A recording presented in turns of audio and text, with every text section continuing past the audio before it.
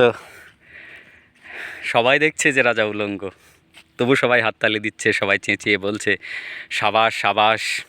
কারো মনে সংস্কার, কারো মনে ভয়, কেউ বা নিজের বুদ্ধি অন্য মানুষের কাছে বন্ধক দিয়েছে, কেউ কৃপাপ্রার্থী, কেউ উমেদার, প্রবঞ্চক, কেউ ভাবছে রাজবস্ত্র সত্যিই অতীব সূক্ষ্ম, চোখে পড়ছে না যদিও তবু আছে, অন্তত থাকাটাই কিছু অসম্ভব নয়। গল্পটা সবাই জানে, কিন্তু সেই গল্পের ভিতরে শুধুই প্রশস্তি বাক্য উচ্চারক, আপাদমস্তক ভীতু ফন্দিবাজ অথবা নির্বোধ স্তাবক ছিল না, একটি শিশুও ছিল, সত্যবাদী, সরল, সাহসী একটি শিশু। নেমেছে গল্পের রাজা বাস্তবের প্রকাশ্য রাস্তায়, আবার হাততালি উঠছে মুহুর্মুহু, জমে উঠেছে স্তাবক বৃন্দের ভিড়। কিন্তু সেই শিশুটিকে আমি ভিড়ের ভিতরে কোথাও দেখছি না। শিশুটি কোথায় গেল?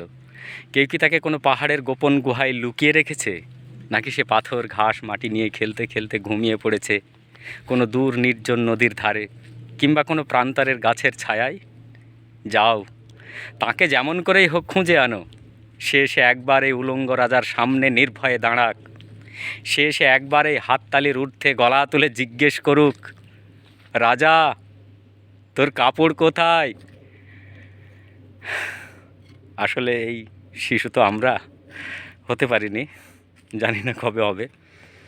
যাই হোক, গণতন্ত্রের যে উৎসব আগামীকাল হতে যাচ্ছে, সবাই সে উৎসবের মতো করেই পালন করবেন, কিন্তু যে মর্মান্তিক ভয়ঙ্কর ঘটনাগুলো ঘটে সেগুলো থেকে বিরত থাকবেন প্লিজ, আর ভালো থাকবেন সবাই। ধন্যবাদ।